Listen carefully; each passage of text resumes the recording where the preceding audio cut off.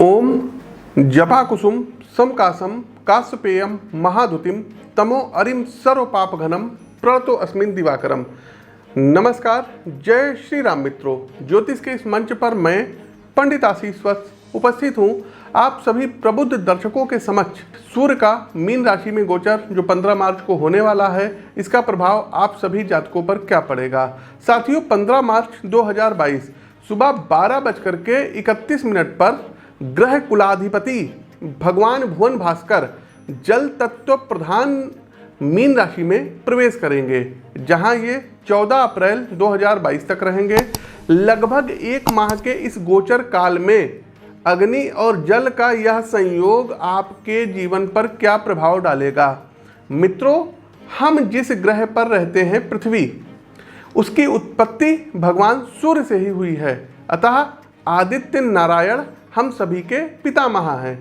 सूर्य को नारायण का प्रत्यक्ष अवतार भी कहा जाता है, इसलिए ये पालनकर्ता भी हैं और हमारे मन, मस्तिष्क और आत्मा की जीवन शक्ति का धागा अदृश्य रूप से सूर्यदेव से कहीं ना कहीं बंधा हुआ है। इसलिए हमारे जीवन में जितनी भी घटनाएं घटित होती हैं, फिर चाहे वो प्रत्यक्ष हो या अप्रत्यक्ष है, उन सभी को भगवान भुवन भास्कर कहीं ना कहीं से नियंत्रित करते हैं।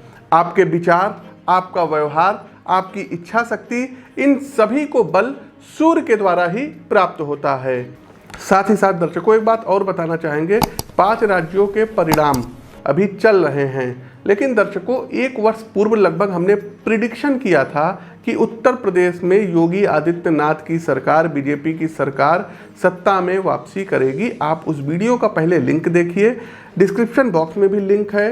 10:17 से और 10:50 तक जब आप उस पर जा करके क्लिक करेंगे, आपको सीधा 1 वर्ष पूर्व का वो वीडियो है, 6000 से अधिक व्यू है। प्रत्यक्ष को किसी प्रमाण की आवश्यकता नहीं होती, पहले जा करके देखिए कि हमने उस वीडियो में क्या कहा था। हम आपको अपने वीडियो में भी इसमें दिखाई दे रहे हैं। उत्तर प्रदेश में चुनाव होने वाला है और इस संवत्सर में ही चुनाव होगा।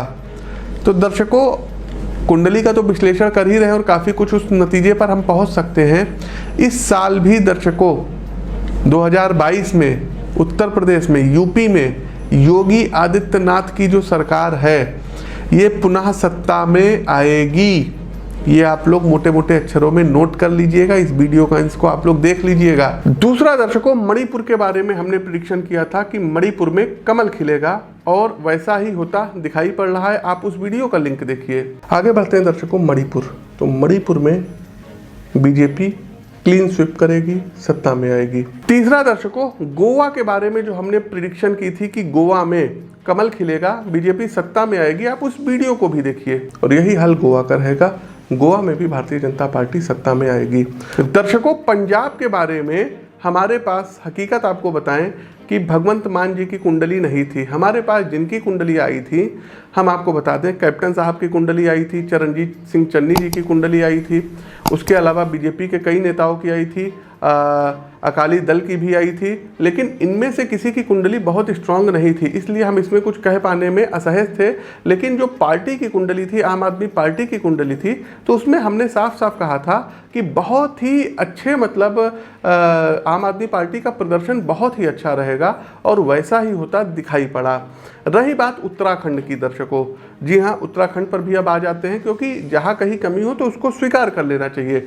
उत्तराखंड के बारे में दर्शकों हम आपको बताएं कि हमने वहाँ प्रेडिक्शन की थी कि बीजेपी और कांग्रेस के बीच बहुत कड़ी टक्कर रहेगी और हमने वहाँ प्रेडिक्शन किया था कि कांग्रेस सत्ता में आ सकती है। ये मैंने वहाँ प्रेडिक्शन किया था। ये प्रेडिक्शन हमारी गलत हुई है। इसके बारे में मैं आपसे माफ़ी मांगता हूँ। जहाँ कहीं भी कमी रही होगी मैं पुनः देखूँगा। काउंटिंग अभी भी चल रही है और आगे देखते हैं क्या होता है। लेकिन हम आपको बताएं दर्शकों, यूपी में इतनी कुंडलियाँ आ गई थी कि अन्य स्टेट्स पर उतनी ज़्यादा मेहनत हम नहीं कर पाए, ये फैक्ट है, क्योंकि यूपी में विधानसभा की सीटें बहुत ज़्यादा हैं। तो इस लिहाज से दर्शकों, कहीं जो कमी रह गई होगी हाथ जोड़ करके माफ़ी मांगते हैं। जहाँ कहीं भी कमी होगी आगे फिर देखेंगे। भाई, हम कोई जो है ईश्वर तो है नहीं कि जो बोलेंगे वही सही हो जाएगा, लेकिन हमारा जो अनुभव कहता है वो मैंने आपके सामने बताया है और लगभग हर चीज़ों में हमारी प्रेडिक्शन सही हुई। इससे पहले भी 5 राज्यों के चुनाव में सब सही रहा है। अभी काउंटिंग चल रही है, आगे देखते हैं क्या होता है। खैर, आगे बढ़ते हैं और एक छोटा सा अपडेट ये भी देना है कि 25 से लेकर के और 27 अप्रैल तक हमारा दिल्ली आगमन होगा। तो जो भी दर्शक दिल्ली से हैं या इसके आसपास के क्षेत्रों से हैं, आप लोग हमसे मिल करके वहां पर अपनी कुंडली का विश्लेषण करवा सकते हैं। कर्क राशि के प्रिय मित्रों, भाग्य, महत्वाकांक्षा और चुनौतियों से जूझने की क्षमता, इन 3 गुणों में भगवान भुवन भास्कर वृद्धि करेंगे। सबसे पहले भाग्य की बात करते हैं तो मित्रों, आप अनुभव करेंगे कि आपके पेशेवर और व्यक्तिगत जीवन में किसी अदृश्य शक्ति के द्वारा आपको सहायता प्राप्त होगी। कल तक जो वरिष्ठ अधिकारी और आपके मातहत कर्मचारी आपके लिए समस्या खड़ी कर रहे थे, वही लोग आपके पक्ष में आपके लिए अनुकूल बातें करेंगे। दूसरा है महत्वाकांक्षा। तो गोचर कालखंड की इस अवधि में आपके अंदर कुछ ज़्यादा बड़ा और क्रिएटिव करने की ललक पैदा होगी।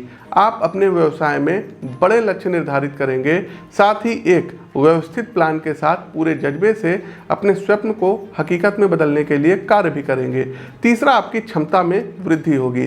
सूर्य आपके प्राणों में इतनी ऊर्जा भर देंगे कि आप बड़ी से बड़ी चुनौती भी स्वीकार करेंगे।